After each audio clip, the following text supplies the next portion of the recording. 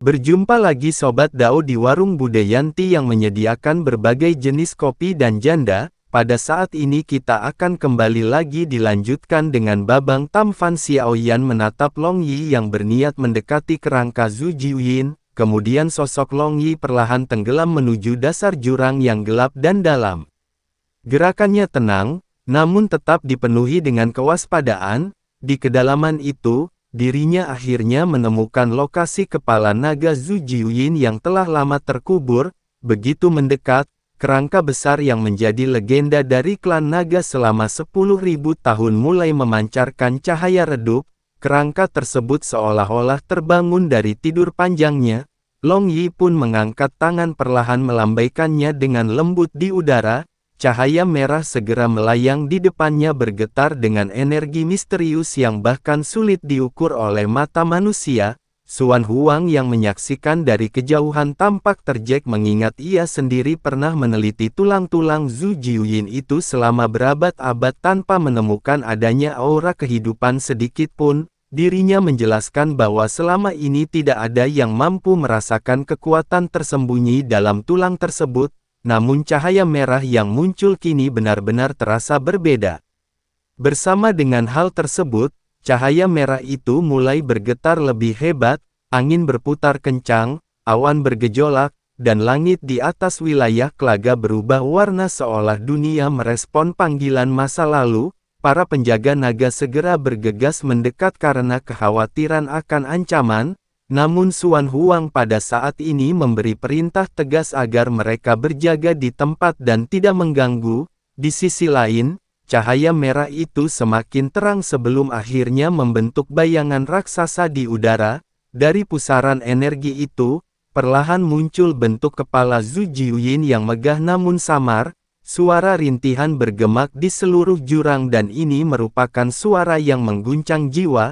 Siapapun yang mendengarnya, Long Yi mengangguk perlahan menandakan bahwa dirinya memahami panggilan itu. Sementara itu, Xiaoyan yang berdiri di belakang tidak mengerti makna dari jeritaan tersebut. Xuan Huang juga tampak kebingungan, keningnya mengerut dalam-dalam dan mencoba menafsirkan makna yang tersembunyi di balik fenomena tersebut. Sesaat kemudian cahaya merah itu menghilang dan bayangan kepala naga raksasa perlahan larut ditiup angin. Long Yi tiba-tiba menghentakkan kakinya ke tanah lalu tubuhnya melesat cepat menembus udara menuju ujung lain jurang. Xiaoyan dan Xuan Huang segera menyusul Long Yi tanpa ragu. Long Yi tiba di bagian ekor kerangka Zhu Jiuyin yang terkubur dalam batu dan tanah lalu mengulurkan tangan. Tangannya berubah menjadi cakar naga raksasa yang diselimuti aura dewa mencengkeram kuat ekor tulang tersebut. Dengan kekuatan penuh, Long Yi mulai menarik kerangka itu dari dalam bumi. Suara retakan keras menggemak menandakan betapa berat dan kuatnya tulang naga purba itu, mungkin karena terlalu lama disegel di tempat itu atau karena kekuatan yang menakjubkan, kerangka tersebut menolak untuk terlepas. Long Yi tampak berjuang keras, napasnya memburu, tubuhnya bergetar menahan tekanan energi besar yang muncul dari dalam tanah. Xiaoyan hanya bisa mengawasi dengan penuh keyakinan, dirinya tahu bahwa Long Yi sedang menghadapi sesuatu yang jauh lebih besar dari sekedar tulang naga dan Xiaoyan percaya pada pilihan Long Yi. Getaran besar pada saat ini benar-benar mengguncang seluruh ruang, suara ledakan bergem berulang kali mengguncang benua asal naga hingga gunung-gunung bergetar dan bebatuan runtuh. Xuan Huang segera bertindak cepat mengangkat tangannya dan menekan udara dengan kekuatan spiritualnya. Dirinya menahan getaran agar tidak menghancurkan wilayah mereka. Bagi mereka gunung-gunung ini adalah rumah dan tempat suci klan naga dan kehancuran tidak dapat dibiarkan. Sementara itu Long Yi pada saat ini masih terus memusatkan seluruh kekuatannya. Dirinya tampak seolah hendak memaksa kehendak dunia itu sendiri untuk tunduk padanya. Akhirnya dengan raungan panjang yang menggemak sampai ke langit, tulang-tulang Zhu Jiuyin mulai tercabut satu persatu dari tanah. Beberapa bagian hancur menjadi debu, namun sebagian besar masih utuh memancarkan cahaya merah yang menandakan keberadaan kekuatan yang belum punah. Namun meskipun begitu tenaga Long Yi pada saat ini mulai melemah, Aura spiritualnya berguncang menandakan bahwa bentuk manusiawinya tidak lagi mampu menahan tekanan yang muncul dari upaya tersebut. Xuan Huang memahami situasi itu dan segera menyingkirkan semua naga di sekitar area tersebut. Dirinya lanjut menjelaskan bahwa ia akan menjaga area itu agar tidak ada gangguan. Dengan kekuatannya, dirinya menutup seluruh ruang di sekitar dengan lapisan penghalang kuat yang menekan aura naga dari luar. Sementara itu, selanjutnya tubuh Long Yi kemudian berubah perlahan. Wujud aslinya muncul, yakni seekor naga besar berwarna perak dengan sisik berkilau dan mata yang menyala seperti bintang di malam hari. Ukurannya luar binasa bahkan menutupi langit di atas jurang tersebut. Ketika matanya terbuka, langit dan bumi seolah ikut bergetar. Dalam sekejap siang dan malam berganti di bawah pengaruh kekuatan Long Yi. Energi yang terpancar dari tubuh naga itu membuat udara bergetar dan memunculkan tekanan dahsyat yang membuat Xiao Yan sulit bernafas. Xiao Yan terkejut karena menyadari bahwa Long Yi kini telah mencapai tingkat kekuatan dewa abadi. Bila Long Yi terus berkembang, mungkin dirinya akan melampaui batas makhluk fana dan mencapai puncak kekuatan sejati. Xuan Huang yang menyaksikan dari dekat juga tampak terpukau. Tatapannya penuh rasa kagum dan api persaingan, tubuhnya bergetar bukan karena takut, melainkan karena kegembiraan melihat sahabat sekaligus saingannya melangkah sejauh itu. Dirinya bahkan merasa lebih gembira daripada ketika pertama kali menyadari kekuatan Xiao Yan. Dalam batinnya, Xuan Huang mulai menjelaskan bahwa Long Yi kini telah benar-benar menembus keabdian dewa. Dengan ketekunan dan waktu yang cukup, Long Yi memiliki peluang untuk menjadi Raja Gunung dan Laut. Berikutnya, Long Yi akan bisa menjadi penguasa dalam waktu 10.000 tahun mendatang. Keyakinan itu dirinya ucapkan dengan kesungguhan yang tidak main-main. Namun, Xiao Yan mendengarkan dengan raut berpikir dalam. Xiao Yan kemudian menanyakan sesuatu yang selama ini hanya tersimpan di benaknya. Yakni mengapa Xuan Huang sendiri tidak mencoba bersaing memperebutkan posisi Raja Gunung dan Laut yang baru. Xiao Yan tahu bahwa Xuan Huang memiliki kekuatan dan pengaruh besar di antara klan naga dan bahkan di seluruh dunia gunung dan lautan. Xuan Huang menatap ke langit dengan pandangan yang tenang, namun dalam dirinya kemudian menjelaskan bahwa untuk menjadi Raja Gunung dan Lautan seseorang tidak hanya membutuhkan kekuatan, tetapi juga garis keturunan tertentu yang telah ditentukan oleh hukum dunia. Meski demikian, alasan utamanya bukan karena ketidaksesuaian garis darah, melainkan karena dirinya tidak bersedia menanggung beban kekuasaan yang sebesar itu. Dirinya berkata dengan penuh keyakinan bahwa bagi dirinya kebebasan dan kehormatan lebih berharga daripada tahta apapun. Xiao Yan pada saat ini mendengarkan hal tersebut dengan kebingungan. Sebagai seorang yang pernah menyandang gelar Raja Sensi, seharusnya dirinya memahami perasaan itu. Namun, ingatan yang terhapus membuatnya tidak mampu sepenuhnya mengerti maksud Xuan Huang. Xiao Yan pun memandang Xuan Huang dalam diam dan menunggu penjelasan lebih lanjut. Sementara itu Xuan Huang tersenyum tipis menatap cahaya yang memancar dari tubuh naga Long Yi yang masih bergema di langit. Dirinya kemudian berkata perlahan dan menjelaskan bahwa alasan ketidaksiaannya bukan hanya karena takdir atau garis keturunan, namun karena dirinya memahami bahwa setiap Raja Gunung dan Lautan harus menanggung beban masa lalu dunia, itu termasuk dengan dosa dan penderitaan yang diwariskan oleh generasi sebelumnya. Dirinya tidak ingin menjadi bagian dari rantai tidak berujung itu. Dalam keheningan dunia pegunungan dan lautan yang luas, suasana di antara Xiao Yan dan Xuan Huang terasa penuh makna yang tersembunyi, masing-masing menyembunyikan beban dan ambisi yang tidak dapat diungkapkan dengan mudah. Xuan Huang menatap jauh ke cakrawala, sinar lembut namun penuh kekuatan terpancar dari matanya. Xiao Yan memahami bahwa setiap hati memiliki jalan yang berbeda. Selain itu, tidak semua kejujuran pantas untuk diungkapkan, maka Xiao Yan memilih untuk tidak memberitahu Xuan Huang bahwa dirinya tidak benar-benar mewarisi ingatan yang mulia. Xiao Yan tahu bahwa kebenaran itu hanya akan mempersulit hubungan mereka yang rumit. Bagi Xuan Huang menjadi raja dunia bukanlah kehormatan yang dicari, melainkan sebuah beban yang mengekang kebebasan. Dalam pandangannya, tahta adalah penjara emas, tempat di mana seseorang harus memikirkan masa depan dunia, menjaga keseimbangan, dan mengorbankan jiwanya demi ketenangan alam semesta. Dirinya juga pernah menjelaskan bahwa menjadi raja berarti kehilangan jati diri. Xiao Yan yang mendengarnya kala itu hanya mengangkat alis menyeratkan ketidakpercayaan. Baginya, Xuan Huang selalu tampak seperti sosok yang baik dan teguh dalam tugasnya menjaga rakyat serta dunia. Namun ternyata di balik ketenangannya tersimpan ambisi yang lebih besar daripada sekedar kekuasaan.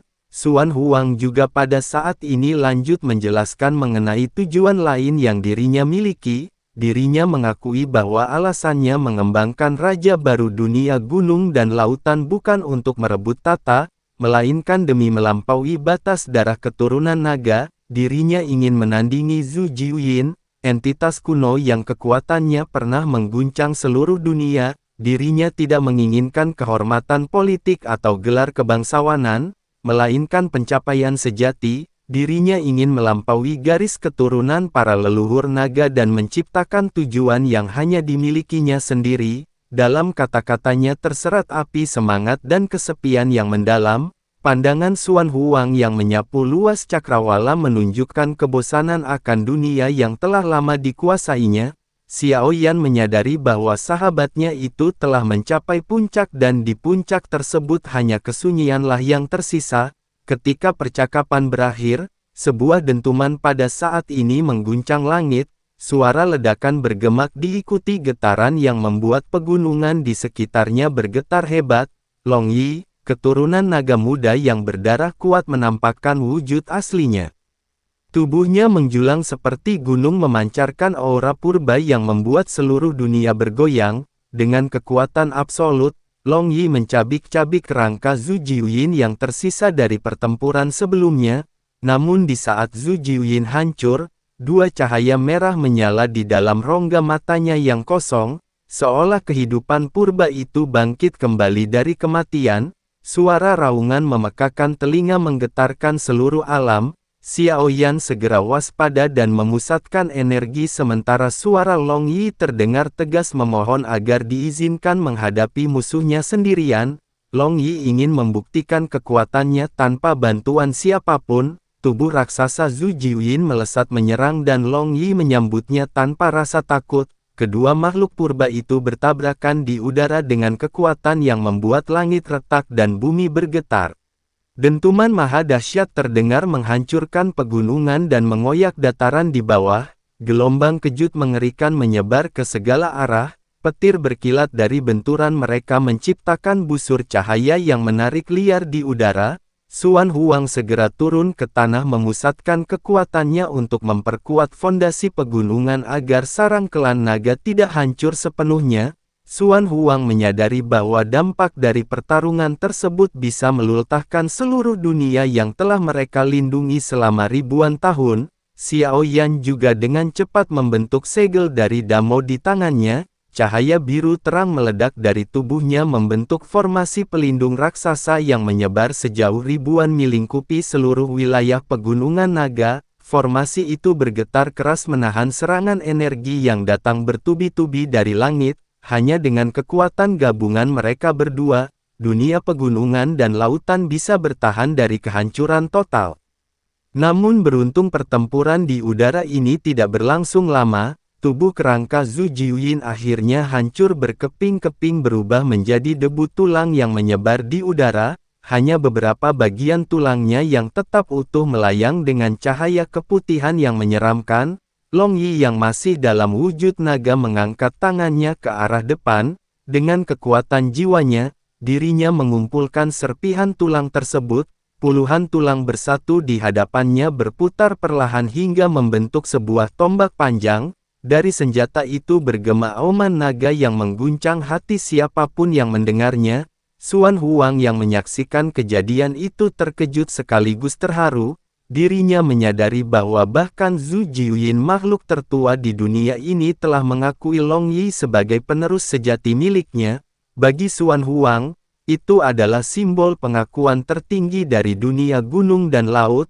Ketika cahaya memudar, tubuh naga Long Yi perlahan berubah kembali menjadi wujud manusia. Dirinya memegang tombak tulang yang bergetar hebat dan memaksanya untuk menggenggam erat agar energi purba di dalamnya tidak meledak. Senjata itu kemudian menjadi tenang menyesuaikan diri dengan pemilik barunya. Tombak itu dinamakan Tombak Dewa Sembilan Tulang Yin. Ini adalah peninggalan kekuatan terakhir Zhu Jiuyin yang kini menjadi simbol kebangkitan naga muda tersebut. Ayunan ringan dari tombak itu memunculkan fluktuasi energi yang mampu merobek ruang di sekitarnya. Setelah menenangkan kekuatan yang bergejolak, Long Yi perlahan kembali mendekati Xiao Yan dan Xuan Huang. Wajahnya yang semula dipenuhi amarah kini berubah menjadi tenang.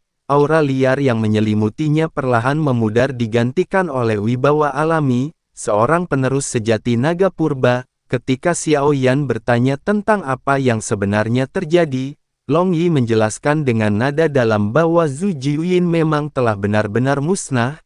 Namun sebelum lenyap, entitas kuno itu menitipkan warisan terakhir miliknya. Dirinya meminta agar Long Yi melepaskan segel kekuatannya dan menjadikannya senjata suci agar tidak hilang di telan waktu. Mendengar hal tersebut dengan tenang, Xiao Yan pun memandangi tombak tersebut. Xiao Yan menyadari bahwa senjata baru telah tercipta di hadapannya. Dunia gunung dan laut akan memiliki pemimpin baru, seorang yang lahir bukan dari ambisi kekuasaan. Pemimpin ini lahir dari keberanian untuk menanggung warisan dan melampaui batas leluhurnya. Sementara itu, di sisi lain, Xuan Huang hanya terdiam menatap langit yang mulai meredup. Dalam diamnya tersirat rasa lega sekaligus kerinduan akan kebebasan yang selama ini dirinya cari. Xuan Huang tahu zaman baru telah dimulai dan tugasnya menjaga dunia mungkin akan segera berakhir. Xuan Huang pun berdiri di sisi Xiao Yan memperhatikan dengan penuh perhatian setiap detail yang disampaikan oleh Long Yi. Dari caranya berbicara terlihat jelas bahwa Long Yi menyembunyikan sesuatu yang dirinya sendiri belum sepenuhnya pahami. Ketika Xuan Huang bertanya lebih lanjut tentang kekuatan warisan yang disegel, Long Yi hanya menggeleng tanpa penjelasan tambahan. Xuan Huang dapat merasakan ketidaktahuan itu bukan karena kebohongan, melainkan keterbatasan pengetahuan. Xiao Yan yang sejak tadi mengamati menatap Xuan Huang dengan tatapan tenang dan menjelaskan bahwa Long Yi hanyalah seorang yang berpikiran sederhana. Long Yi adalah sosok yang tahu apa yang diketahui dan tidak pernah berusaha menebak apa yang tidak dirinya mengerti. Penjelasan itu seketika membuat Xuan Huang mengangguk perlahan menerima kenyataan bahwa mereka takkan mendapat lebih banyak informasi dari Long Yi.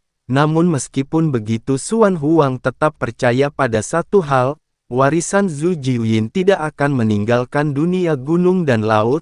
Cepat atau lambat warisan itu akan segera muncul kembali. Keyakinan itu diucapkan dengan ada pelan seolah lebih untuk menegaskan pada dirinya sendiri daripada memberitahu yang lain. Setelah memastikan arah tujuan, Xuan Huang menoleh ke arah Xiao Yan dan mengingatkan bahwa ia pernah berjanji memberikan hadiah ketika mereka kembali ke klan naga. Dengan senyum samar, Xuan Huang pada akhirnya segera mengajak Xiao Yan untuk berangkat. Pada akhirnya mereka pun segera berangkat bersama dengan Long Yi dan Raja Tianzang yang mengikuti dari belakang. Benua asal naga terbentang luas begitu besar hingga sebanding dengan benua Doqi. Hanya di tanah ini klan naga mampu bertahan dan melestarikan kebanggaan leluhur mereka. Di bawah pimpinan Xuan Huang, pada akhirnya mereka tiba di sebuah lokasi terpencil. Dalam sekejap ruang di sekitar mereka berubah dan mereka melangkah keluar dari pusaran cahaya menuju tempat yang dipenuhi kabut abu-abu. Sementara itu, Xiao Yan pada saat ini menatap sekeliling. Di depan mereka terbentang pemandangan yang ganjil, yakni sebuah jurang yang dalam. Namun ketika diperhatikan dengan seksama ternyata bukan jurang, melainkan jejak kaki raksasa yang terukir di bumi. Di sampingnya tampak pula bekas telapak tangan yang menghantam tanah meninggalkan cekungan raksasa yang kini ditumbuhi lumut dan ditelan waktu. Ketika pandangan mereka beralih, mereka menyadari bahwa yang tampak seperti gunung sebenarnya hanyalah tumpukan tulang-tulang raksasa yang telah berubah warna karena erosi waktu. Struktur itu menjulang tinggi membentuk landscape menyeramkan yang seolah menjadi saksi bisu dari pertarungan purba. Xuan Huang pun menjelaskan dengan nada berat bahwa di tempat ini dahulu pernah terjadi pertempuran dahsyat antara klan naga dan klan dewa asli. Xuan Huang menambahkan bahwa perang itu terjadi sangat lama. Kejadian itu terjadi pada masa ketika kekuatan langit dan bumi masih belum stabil. Tulang-tulang yang kini berserakan adalah sisa para raksasa dari dua klan besar tersebut. Dirinya terus melangkah sambil menatap puing-puing kehancuran, berusaha membayangkan betapa mengerikannya pertarungan yang mampu menghancurkan tanah dan langit sekaligus. Dirinya lanjut menjelaskan bahwa dalam perang itu baik klan dewa asli maupun klan naga kehilangan banyak anggota kuat mereka. Bahkan di tengah pertempuran banyak yang gugur tanpa sempat meninggalkan nama. Setelah menempuh perjalanan panjang melintasi medan yang rata dan sunyi, pandangan mata mereka tertuju pada sebuah gerbang batu raksasa di kejauhan. Gerbang itu berdiri tegak seolah menantang waktu dan memancarkan aura yang misterius. Xuan Huang menatapnya dengan pandangan serius dan menjelaskan bahwa gerbang tersebut sudah ada di tempat itu sejak pertama kali datang ke benua asal naga. Selama ini dirinya telah mencoba berbagai cara untuk membukanya, namun tidak satu pun cara yang berhasil.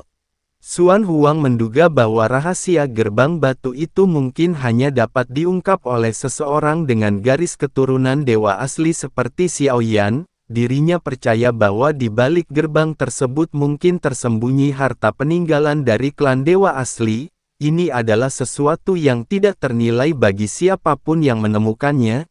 Itulah hadiah yang telah dirinya janjikan kepada Xiao Yan. Ini bukan benda biasa, melainkan kesempatan untuk menyentuh kekuatan yang telah lama hilang dari dunia ini. Xiao Yan pun segera menatap ke arah gerbang batu tersebut. Tingginya mencapai puluhan ribu kaki, menembus awan dan menyembunyikan ujung puncaknya. Permukaannya halus tanpa ukiran, namun dari dalamnya terasa denyut kekuatan yang samar. Xiao Yan merasa seperti ada napas yang terpendam selama ribuan tahun. Xiao Yan pun memusatkan kekuatan spiritualnya merasakan getaran halus yang tersembunyi di balik permukaan batu. Ketika Xiao Yan mengerahkan kekuatannya, cahaya putih berkelebat di antara alisnya, energi murni meledak menghantam gerbang batu itu dengan kekuatan luar biasa. Namun, meski getarannya menggemak ke seluruh lembah, gerbang itu tidak bergeming sedikit pun. Xuan Huang yang menyaksikan hanya menggeleng perlahan. Menurutnya, gerbang semacam ini tidak bisa dibuka dengan kekuatan kasar semata. Pasti ada teknik atau rahasia tertentu yang menjadi kunci darinya. Mendengar hal tersebut, Raja Tianzang yang berdiri tidak jauh dari sana memiliki pandangan yang berbeda. Dengan suara rendah, dirinya menjelaskan bahwa mungkin masalahnya bukan pada teknik, masalahnya mungkin terletak pada kekuatan itu sendiri. Ucapannya seketika membuat Xuan Huang menoleh dengan alis terangkat. Raja Tianzang kemudian menjelaskan dengan tenang bahwa dari sisa-sisa medan perang di sekitar mereka terlihat jelas klan naga pernah mengalami kekalahan besar. Dirinya menjabarkan bahwa dalam pertempuran itu, klan naga mengerahkan seluruh kekuatan mereka dan hanya berhasil menghabisi satu dewa asli. Sementara itu, dari pihak mereka sendiri, korban berjatuhan tidak terhitung banyaknya. Xuan Huang pun seketika terdiam mendengar penjelasan dari Raja Tianzang. Dirinya tahu bahwa kebenaran memang pahit dan medan perang ini menjadi bukti yang tidak terbantahkan. Sementara itu, Raja Tianzang melanjutkan menjelaskan bahwa dari sisa energi yang tertinggal, dewa asli jelas lebih unggul. Mereka adalah makhluk yang hanya mengandalkan tubuh dan kekuatan murni. Mereka tidak bergantung pada teknik atau hukum, melainkan mencari batas kekuatan itu sendiri hingga mampu menghancurkan segala hukum dengan satu pukulan.